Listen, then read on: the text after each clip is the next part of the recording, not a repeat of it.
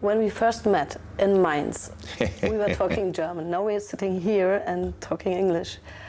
What's the main difference from then to now? I am at least much older. No. The job changed completely. Yeah? The job changed completely. Yeah. I was in Mainz in the very beginning, responsible for absolutely everything around the football team.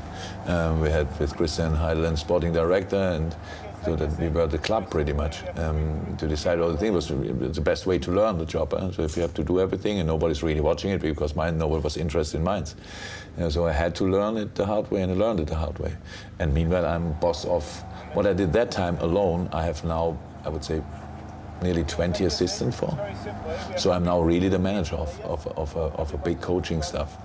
What they all are doing, because I did it by myself. So that made me I knew it that time when I left, I cried obviously a lot on the stage there, but then I said, all I am, and I learned everything there and could use that for the rest of my life.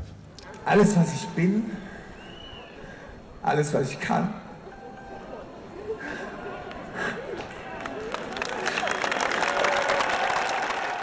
So are you still using the same tools you used back in Mainz here? I still use my interest for people. So I was always very interested in people. So that didn't change. The problems of the boys changed a lot because of social media and stuff like that, much more pressure.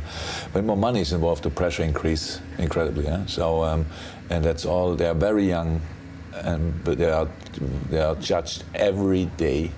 It's like acting constantly in a glass house. Everyone sees you, whatever you do, each mistake, each failure, each good thing, each bad thing.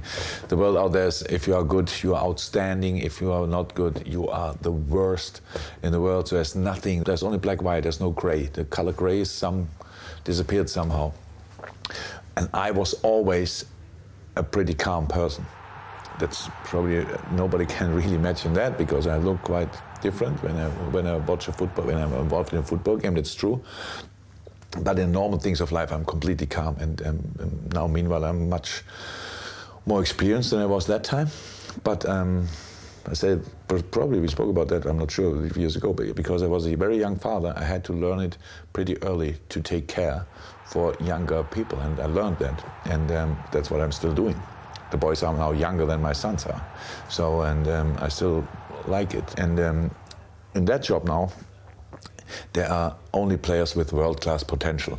Not all of them will be world-class, but they have world-class potential. And my job is to help them to become really world-class. And that's the job to do. And that's not, they know already 80% about football, but the last 20% can be really decisive, and that's my job.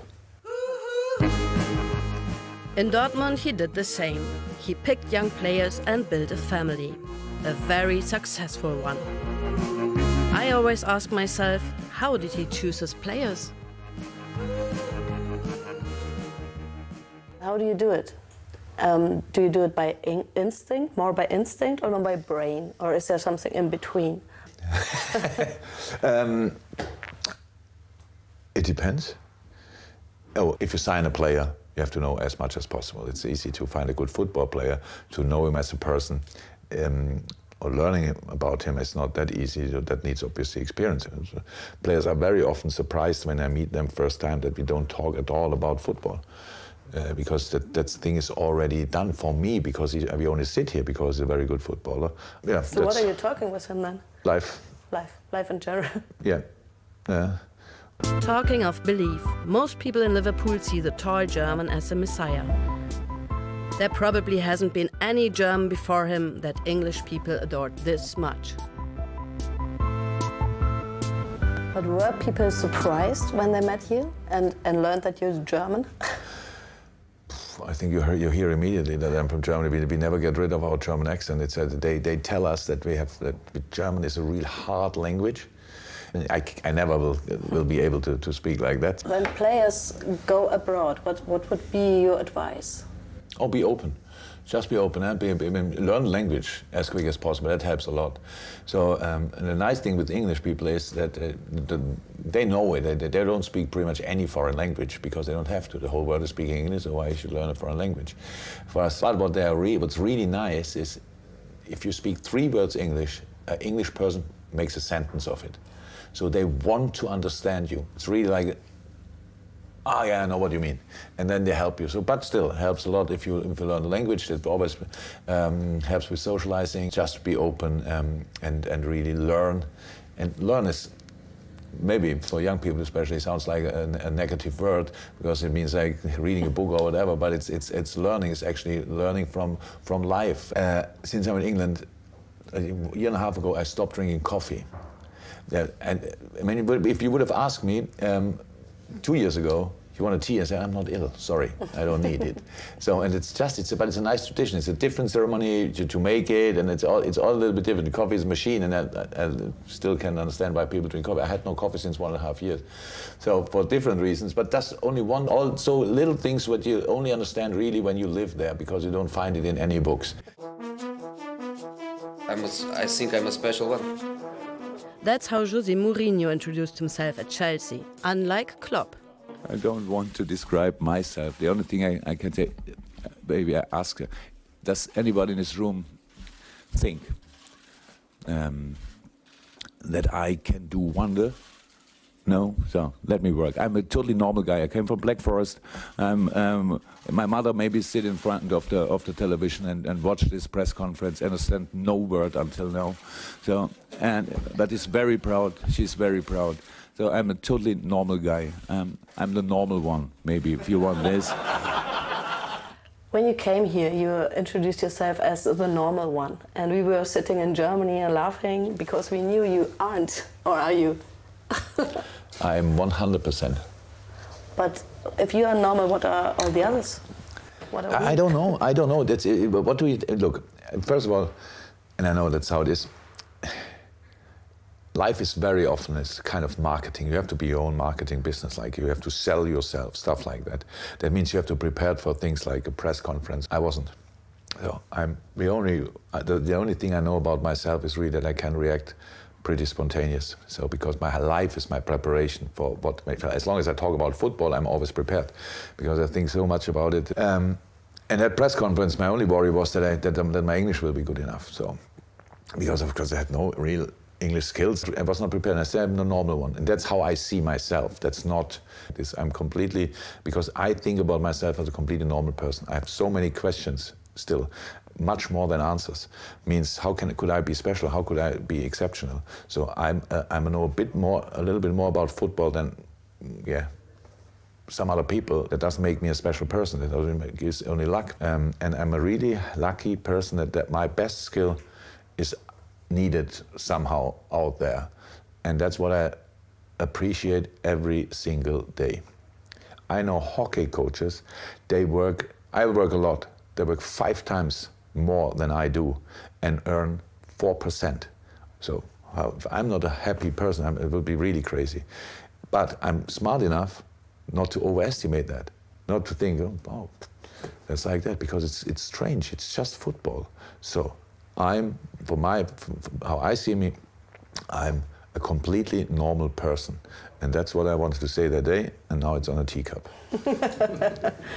But did you notice at any time that you're maybe a little more normal or less normal than the others? Because you are different from the others, aren't you?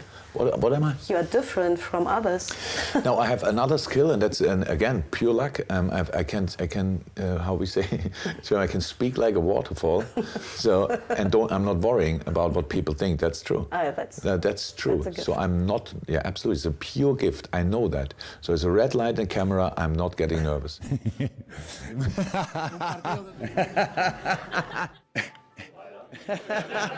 So that keeps me completely calm in a situation where 90% out there get nervous. That makes me different. It's a pure coincidence and a pure skill. I didn't teach myself in that. I didn't try to get it harder. It will be like, how could I be proud on a talent? Outside view on you is really important. It's an important skill.